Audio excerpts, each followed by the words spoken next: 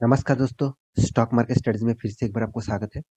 तो आज मैं बात करने वाला हूँ दिग्गज एक एंटरटेनमेंट कंपनी के बारे में। एक्चुअली देखा जाए ये जो कंपनी है वो मीडिया सेक्टर से बिलोंग करते हैं और मीडिया सेक्टर का स्टॉक आप जितने सारे स्टॉक को देखे होंगे तो इस कंपनी के परफॉर्मेंस अभी फिलहाल के लिए अच्छा खासा चल रहा है, मगर मैं फ्यूचर के लिए देखूँ मतलब पास्ट में देखूँ तो इस कंपनी का परफॉर्मेंस उतना अच्छा खासा नहीं था। तो क्योंकि इसका कारण मैं यहाँ पे बताऊँगा, साथ ही साथ कंपनी ने जिस तरीके से रिजल्ट पब्लिश किया, उसके ऊपर फ्यूचर में क्या होने वाला है, उसके बारे में बात करूँगा। तो वीडियो को पूरा देखिए, बहुत कुछ यहाँ पे आपको जानने का मौका मिलेगा और अभी तक आपने इस चैनल को सब्सक्राइब नहीं किया तो ज़रूर सब्सक्राइब कर लीजिएगा, क्योंकि आपको daily basis stock market information and update चाहिए तो इस चैनल में बने रहिए। तो चलो देख लेते हैं आज के स्टॉक के बारे में। तो सबसे पहले मैं चार्ट पैटर्न के ऊपर आपको ले जाता हूँ। यहाँ पे देख सकते हैं आज के दिन का जो परफॉर्मेंस है वो करीबन 3% तक यहाँ पे गिरावट देखने को मिला। यहाँ पे 3% तक गिरावट के पीछे जो मेन रीजन है, एक्चुअली जो मेन कारण है वो देखा जाए तो यहाँ पे टोटली कंपनी का जो क्वार्टर थ्री का रिजल्ट आया वो रिजल्ट देखा जाए एस्टिमेट के हिसाब से बता रहा हूँ। पिछले साल मतलब वाई ऑफ वाई मतलब ईयर ऑफ ईयर के बेसिस से कंपनी का जो रिजल्ट है वो यहाँ पे टोटली प्रॉफिट नहीं हुआ, मतलब प्रॉफिट थोड़ा सा डाउन हुआ इस क्वार्टर में। तो या इसी के लिए आज के दिन इस कंपनी में गिरावट देखने को मिला। तो देखिए रिजल्ट किस तरीके से किया उसके बारे में बात करूंगा। तो पहले रिजल्ट दिखा देता हूँ, उसके बाद एक एक करके इस कंपनी के डिटेल्स में बता दूंगा। तो यहाँ पे मैं रिजल्ट के ऊपर आ चुका हूँ। यहाँ पे फर्स्ट जो कॉलम है वो क्वार्टर थ्री मतलब पिछले इस क्वार्टर का रिजल्ट, और यहाँ पे क्वार्टर टू मतलब पिछले क्वार्टर का रिजल्ट, और थर्ड कॉलम में क्वार्टर थ्री मतलब पिछले सालों का रिजल्ट। तो यहाँ पे जो रिजल्ट पब्लिश किया गया है वो लाखों में है। मैं पहले आपको दिखा दूं, यहाँ पे देखिए लाखों में रिजल्ट पब्लिश किया गया है।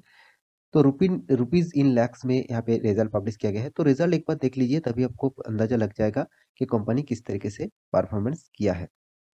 तो सबसे पहले मैं रिजल्ट का जो फिगर है उसके बारे में आपको दिखा दूं। तो यहाँ पे आप देख सकते हैं कंपनी ने टोटल जो इनकम किया, टोटल इनकम। तो टोटल इनकम के बारे में बात करूं तो 1,98,400, पिछले क्वार्टर में था 1,85,000, पिछले सालों में था 2,13,000। तो ओवरऑल बात करूं, पिछले सालों की कंपैरिजन में कंपनी ने यहाँ पे इनकम को कम किया। तो इनकम यहाँ पे कम हुआ और उसके बाद कंपनी का जो टोटल जो यहाँ पे इनकम हुआ वो पिछले क्वार्टर की तुलना से यहाँ पे इनकम थोड़ा सा ग्रोथ हुआ। तो इनकम अप्स एंड डाउन लेकर चल रहा है, इसके ऊपर भी आपको ध्यान रखना होगा। दूसरी बात, कंपनी का एक्सपेंस, कंपनी किस तरीके से एक्सपेंस किया वो भी आपको देखना चाहिए। तो टोटल एक्सपेंडिचर के बारे में बात करूँ तो यहाँ पे सॉरी टोटल एक्सपेंडिचर के बारे में बात करूँ तो यहाँ पे देख सकते हैं 1,45,900, और पिछले क्वार्टर में क्या था 1,40,500, पिछले सालों में था 1,48,000। तो एक्सपेंस भी उसी तरीके से हुआ जिस तरीके से कंपनी ने रिजल्ट किया मतलब इनकम किया, मगर पिछले सालों में एक्सपेंस थोड़ा सा मुझे कम देखने को मिला। इनकम के हिसाब से इनकम जबरदस्त हुआ था, उसके हिसाब से कंपनी का एक्सपेंस कम हुआ था। तो अभी टैक्सेस पे करना बाकी है, तो टैक्सेस को पे करना पड़ा। तो टैक्सेस पे करने के बाद कंपनी के हाथ में आया total profit for the period. तो प्रॉफिट फॉर द पीरियड के बारे में बात करूं तो 37,897 लाख्स का टोटल इनकम किया, जो पिछले क्वार्टर में कितना था 32,628, पिछले सालों में था 44,362। मतलब इसका मतलब क्या है, कंपनी का जो एक्सपेंस हुआ था उनमें से देखा जाए कंपनी का इनकम पिछले क्वार्टर की तुलना से अच्छा खासा हुआ, मगर पिछले सालों की तुलना से कंपनी का प्रॉफिट डाउन हुआ। तो यहाँ पे जो रिजल्ट आपने देखा है कंपनी का जो रिजल्ट खराब नहीं है, अच्छा खासा कंपनी रिजल्ट किया, पिछले क्वार्टर की तुलना से तो प्रॉफिट अच्छा खासा देखने को मिला। तो कंपनी का अर्निंग पर शेयर के बारे में बात करें तो 3.95 अर्निंग पर शेयर है, पिछले क्वार्टर में था 3.40, और पिछले सालों में था 4.62 रुपीज, मतलब अर्निंग पर शेयर भी अच्छा खासा बढ़ चुके हैं। तो यहाँ पे अच्छा खासा परफॉर्मेंस भी देखने को मिला है। तो कंपनी क्या खराब हो गया, रिजल्ट थोड़ा सा खराब हो मतलब प्रॉफिट थोड़ा सा डाउन हुआ पिछले सालों से, तो कंपनी खराब नहीं हुआ। तो कंपनी का परफॉर्मेंस ऑब्वियसली अच्छा खासा है, क्योंकि कंपनी का जो पैरामीटर है, कंपनी का जो बिजनेस मॉडल है, आप देखेंगे तो करीबन करीबन 26,900 करोड़ का मार्केट कैपिटलाइजेशन है। और एक चीज़ मैं यहाँ पे आपको बताने वाला हूँ, कंपनी का जो स्टॉक का जो पीए रेशियो है वो 25.2 है और रिटर्न ऑफ कैपिटल एम्प्लॉयड जो है वो 14.1 है। तो इंडस्ट्रीज पीए रेशियो जो है वो 35.6 है और इसका डेप्थ ऑफ इक्विटी 0.04 है। तो कंपनी का डेप्थ देखा जाए ठीक ठाक लेवल में ही है। कंपनी का जो कर्जा है वो ना के बराबर है, क्योंकि 459 करोड़ का कर्जा है। तो इस कर्जे को आप डेट फ्री जरूर कर सकते हैं, मतलब कह सकते हैं, क्योंकि कंपनी का एनुअल इनकम 800 करोड़ है। कंपनी का फ्री कैश है 1300 करोड़। तो यहाँ पे कंपनी का जो कैश है हाथ में वो भी अच्छा खासा है, कंपनी का अर्निंग भी देखा जाए अच्छा खासा है। तो कंपनी को आप डेट फ्री कह सकते हैं। तो इस कंपनी के ऊपर राकेश झुनझुनवाला जी का भी हिस्सेदारी है, आप खुद ही देख सकते हैं। तो कंपनी जिस फील्ड में काम कर रहे हैं उनमें देखिए कंपनी नंबर वन पोजीशन है, क्योंकि नंबर वन पोजीशन होने का जो कारण है इसका मार्केट कैपिटलाइजेशन। इसका मार्केट कैपिटलाइजेशन के हिसाब से कंपनी नंबर वन पोजीशन में है अभी फिलहाल के लिए। और कंपनी के जो परफॉर्मेंस अभी भी दिख रहा है आपको, तो यहाँ पे आप देख सकते हैं कंपनी किस तरीके से क्वार्टर बेसिस रिजल्ट करते आए हैं। कंपनी का जो रिजल्ट है अभी देखिए फिलहाल के लिए, जो इस क्वार्टर का जो रिजल्ट है वो 299 करोड़। तो ऑब्वियसली पिछले क्वार्टर के तुलना से ज़्यादा हुआ, 270 करोड़ पिछले क्वार्टर में था और फर्स्ट क्वार्टर में 214 था।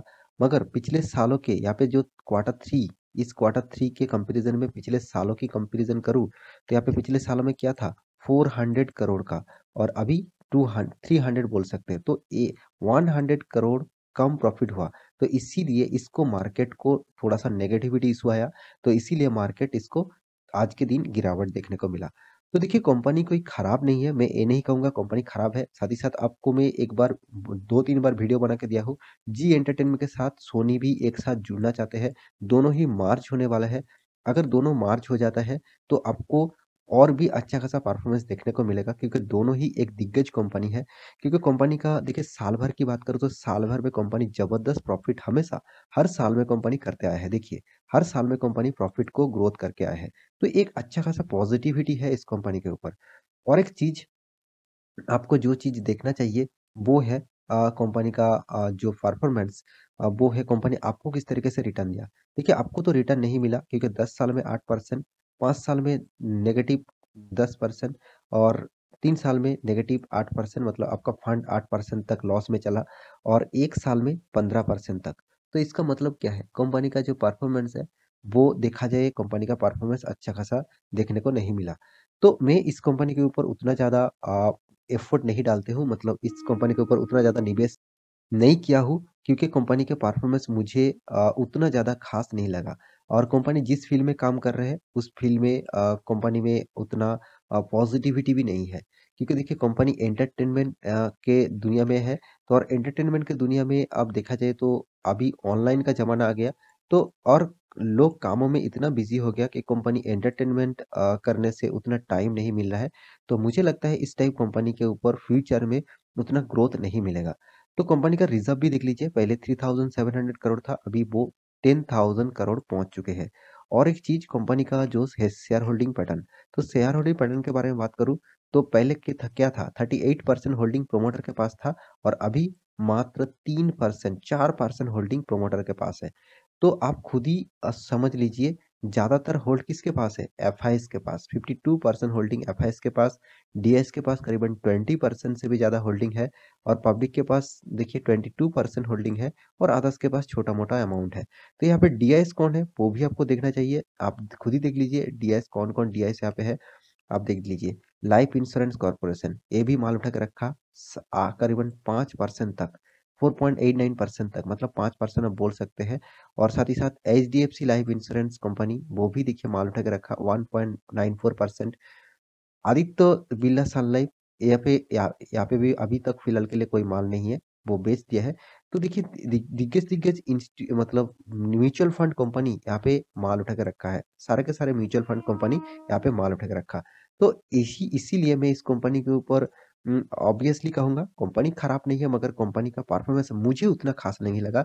मैं पर्सनली इस कंपनी के ऊपर उतना ज्यादा फोकस नहीं रखता हूँ, क्योंकि इसका मैक्सिमम चार्ट पैटर्न आप देखेंगे तो आपको निवेश करने का अंदाजा ही कुछ चेंज हो जाएगा। क्योंकि देखिए जब स्टार्ट हुआ रॉकेट की तरह गया, उसके बाद रॉकेट के तरह गिरावट हुआ, उसके बाद फिर से साइड बेसिस पैटर्न और धीरे-धीरे ग्रोथ हुआ था, फिर से गिरावट हुआ।